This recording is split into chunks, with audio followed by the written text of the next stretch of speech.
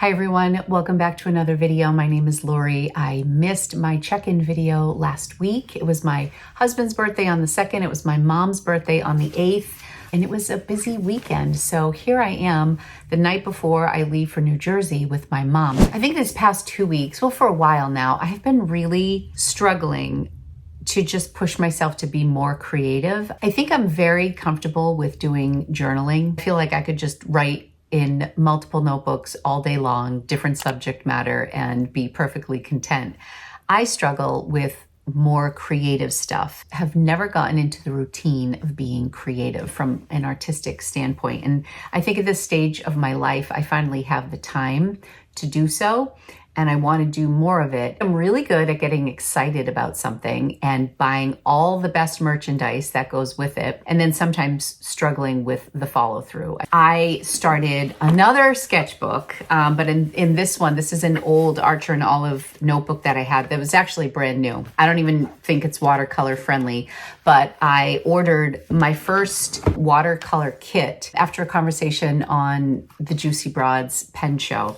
We were talking about watercolor briefly. Oh, because my partner, Vanessa Langton, who is Pen Gangsta on Instagram, she had just gotten back from London and she had done these beautiful, like loose urban style sketches. She had this teeny tiny little wooden palette with her watercolor inks for on the go. Her watercolor sketches prompted a conversation within our live chat.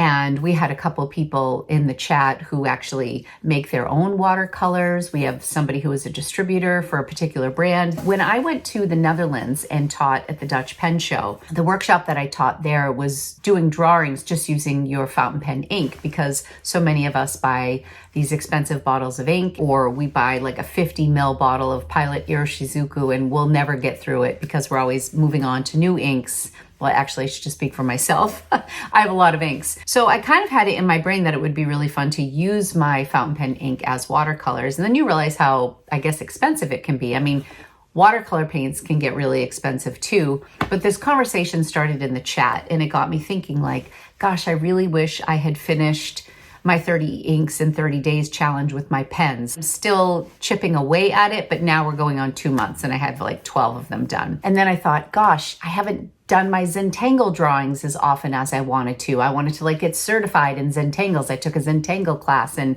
was going to do Tangle Tuesday on Instagram, and that kind of fell off. Just generally sketching with my fountain pens, it's something I've always wanted to do, and I just haven't really made it a habit. And something that I constantly struggle with is just telling myself that I don't have to buy things in order to be creative, which is a little contradicting because I actually did buy a new ink palette. But what I didn't do was buy the very high-end professional watercolors that I was very tempted to do that people were talking about in the chat. And I had it in my Amazon checkout. I went back and forth, spent way too much time thinking about it. And in the end, I ended up getting 2 palettes. I want to give one to my mom because we're going to New York and I want to take a watercolor class with my mom. So I'm going to give one of these palettes to my mom, and I just wanted to look at them. There's some overlap in the colors, but the brand is Winsor and Newton.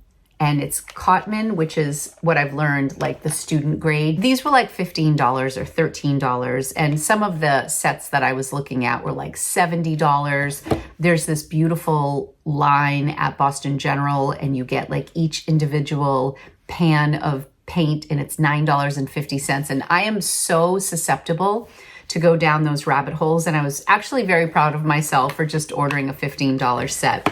And then I got a set of brushes that were, very highly rated on Amazon, and they were $12. So I spent about $25. My little ink set came with a water brush. Anyways, I'm learning all this new lingo. I've subscribed to a couple new watercolor channels, and then I just thought again today, here we go again. Here goes another rabbit hole. I went on Peg and All. They have this beautiful art supply roll, and I had that in my cart to check out, and it's an investment piece. And I'm like, why are you buying this very special roll when you haven't even started a watercolor sketchbook? But this is classic Lori.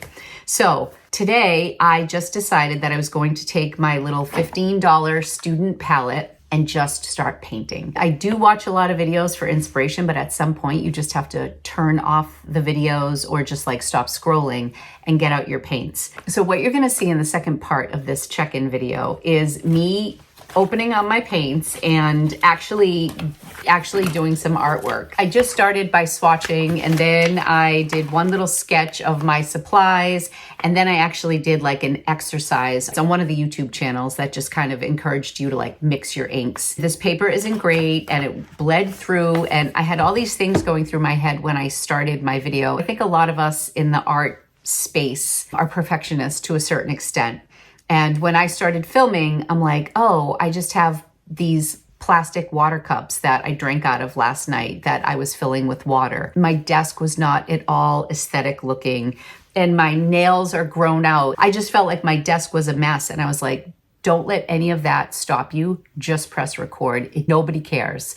I worry that sometimes my hands look wrinkly. I always like try to put lotion on or like oil my cuticles. These are things that I think about when I do my videos, and I think that that holds me back. And I think that same mentality can hold me back when it comes to doing artwork. But I'm gonna do a little voiceover for the second part of the video and just kind of talk through what was going through my head and kind of the goals that I have with watercolors. I think the only other thing that I am going to order is cotton paper, because what I don't want to do is get discouraged that this paper isn't really working for me, or I'm not enjoying the process or getting to know the paints as well because the paper isn't good. From the videos that I've watched, being obviously a total novice, it sounds like you may be better off investing in good paper and then getting more budget-friendly inks that are student quality but still great than spending a lot of money on paints and having bad paper. I guess my message for today is to not be such a perfectionist, and I'm saying that to myself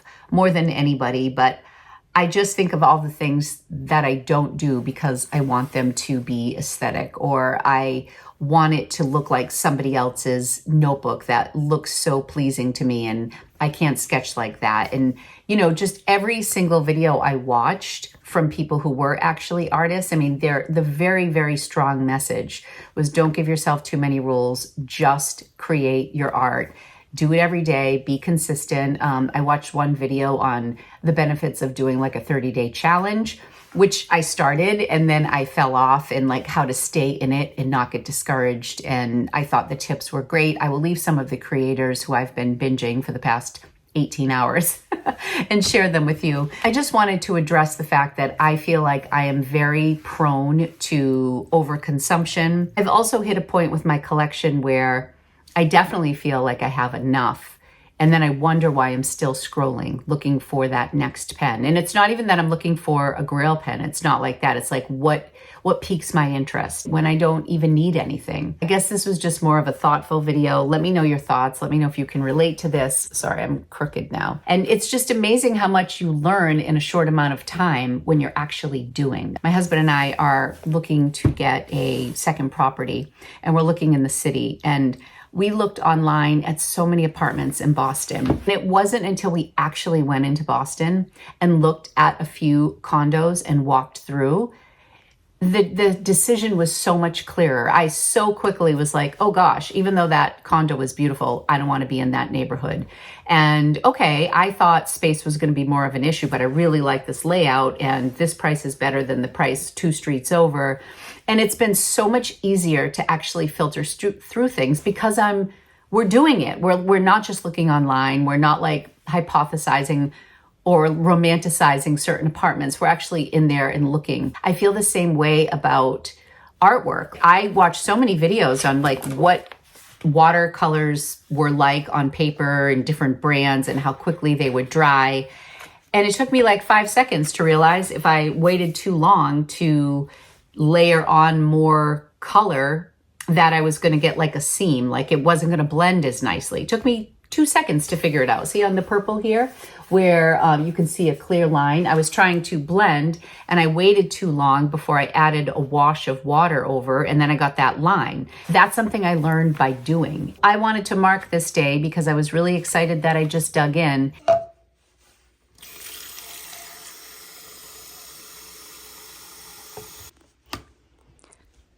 Okay, you get a little bit of a reprieve from my talking. I'm still going to talk, but now we're going to talk a little bit about my art setup, what I'm doing, and I also want to share with you what's going through my mind while I'm painting. So here's the Archer and Olive notebook, another item I purchased a while back that was on sale. I was really into Archer and Olive notebooks when I was bullet journaling. So here's the student palette. This is a very popular palette, and I've seen it on several websites. What I didn't anticipate was how tricky it was going to be to get these little wrappers off of each individual pan. So I spared you the details here and I sped through it. It's a nice variety of colors. I tend to like more muted tones, so I was trying to find something that wasn't like overly like fluorescent-y bright colors.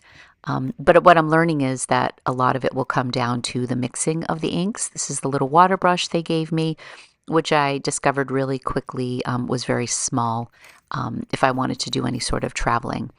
Here I am looking at what I have for ink in a couple of my black fountain pens. I think it's carbon black, so I'm going to do a little test. That first pen was my Esterbrook Raven. The second one was my Hongdian. So this first one I'm pretty sure is carbon black, but I didn't let it dry long enough. So I need to go back and do that over again. This one clearly is not carbon black. You can see all the, how much it bleeds. So now I know which pen I need to use. Here is a Micron fine liner, which a lot of the artists I watch recommended using. I have a black one, and I also have a sepia one. I'm kind of trying to build a little kit. This is really resistant to bleeding, which I knew. I've been using Micron pens for years. I used to use them in my scrapbooks, like 20 years ago. This is the sepia one, which I really like. I can anticipate using this one a lot for sketching, and I think it's a little bit of a broader nib than the black. So the sepia is a 0.05. The sepia is an 05 and the black is an 01. So it does write a little bit more fine. So now I'm circling back with my Esterbrook and doing the carbon black test again. And I'm just going to leave this for a while we do some ink samples, and I'm going to come back. So this set is the Winsor & Newton Cotman water pen brush set, water brush pocket set, I should say. I will leave links below. This is the paintbrush set that I got. I really liked these black paintbrushes. I thought they were classy looking.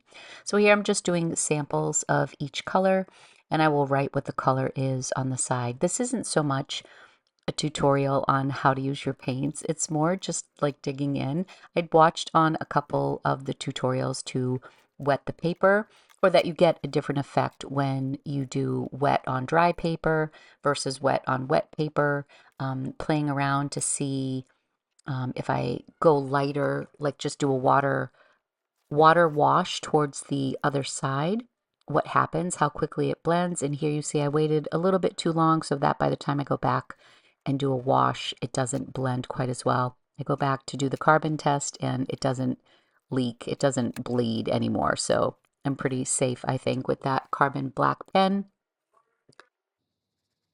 I thought that by doing color swatches, it would be a very low barrier to entry for me, so I wasn't attempting to draw anything fancy. I just wanted to swatch some of the inks and then give my carbon ink a try. I found that it was a little feathery on this Archer and Olive paper, which is pretty thick. It's not typically what I use for my fountain pen inks. I ended up blotting some of these colors because I used so much water on the paper. Again, this is very experimental. I have all the names of the paints written down here. And what makes these more student quality as opposed to professional quality is the depth of the pigment. So these are just a little bit lighter, but for my purposes, in just getting to know watercolors and playing with color, this worked out perfectly for me. Another thing I quickly realized that I needed is probably just a little spray bottle, like a miniature spray bottle. I noticed that a lot of the artists would use just to spray their watercolors, but I was just using my paintbrush. You use what you have. This second page has more of the earthier tones that I prefer, and I think this palette in general had more earth tones or colors that I liked. than the palette that I ended up giving to my mother. And this one also had the water brush, and my mom's had like a small paintbrush. This is the most opaque color in the palette. And I wish I knew what color this was. You'll see it written on the side when I'm done. And I'm testing the blending capabilities here on this paper.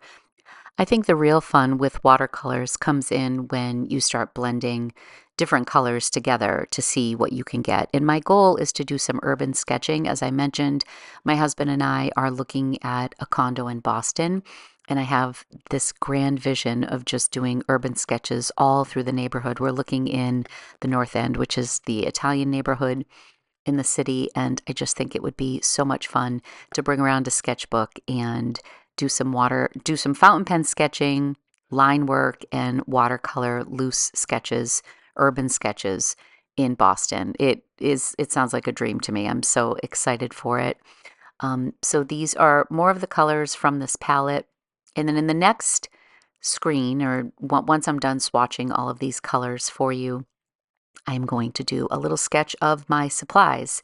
And there are a lot of moments that feel painful to me because I just go with it. I feel like a lot of my proportions are off. I make a few mistakes, and it honestly pained me, but it felt really good to just finish something. And, you saw earlier that I did some sketching for the Dutch Pen Show. I really took my time with that. And I was using I was using fountain pens as my watercolors. But I think it would be really nice to just have these small palettes to take with me. I'm actually going back to New York with my husband for a few days. So I'm going to bring a whole little watercolor kit. So I wanted to just test things out beforehand and then know what to pack so I can do an actual urban sketch. We have a 2-hour train ride, and I'm really looking forward to it. So I'm hoping to get artsy on the trip. So here goes with the colors. You will see that sap green. This is yellow ochre. That's what it was. That's what it was. And then I think this is burnt sienna, and then a gray underneath that. Payne's gray. Yeah, a lot of these colors get mentioned over and over and over as I watch different videos. And there is Chinese white, which I found a lot of people didn't use much of the Chinese white ink. They typically will use gel pens once the drawings are dry to add white detail. So now I'm just starting my painting, and I'm not even in full screen here. But I will just be quiet and let you watch.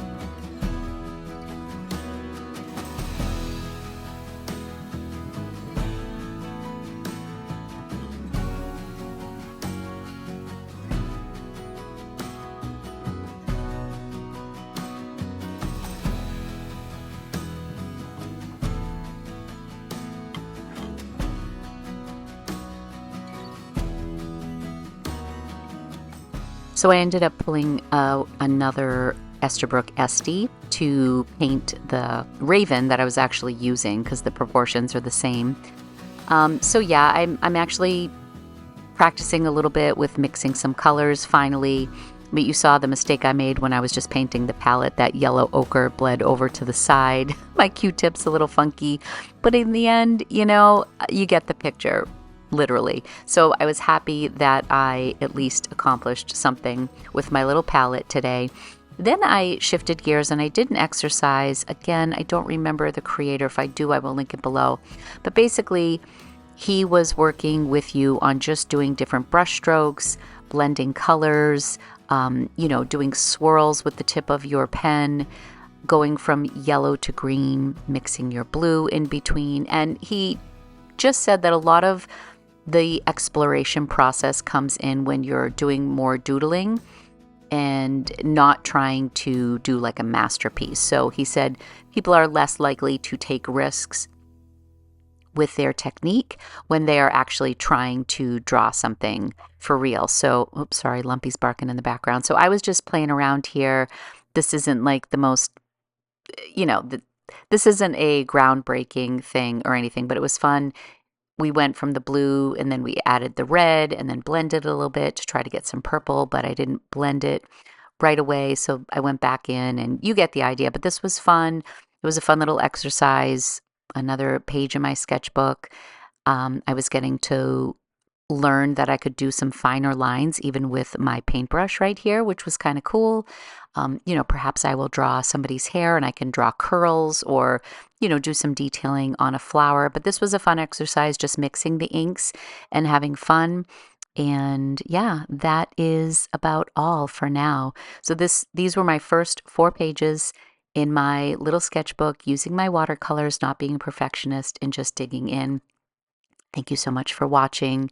I will be back soon with another video. Let me know in the comments if you have a favorite paint palette, if you are a watercolor painter, if you paint with your fountain pen ink. Yeah, I would just love to hear from you. And let's stay artsy together and not worry about being perfectionist and just have fun. All right, I'll talk to you guys soon. Thank you so much for watching.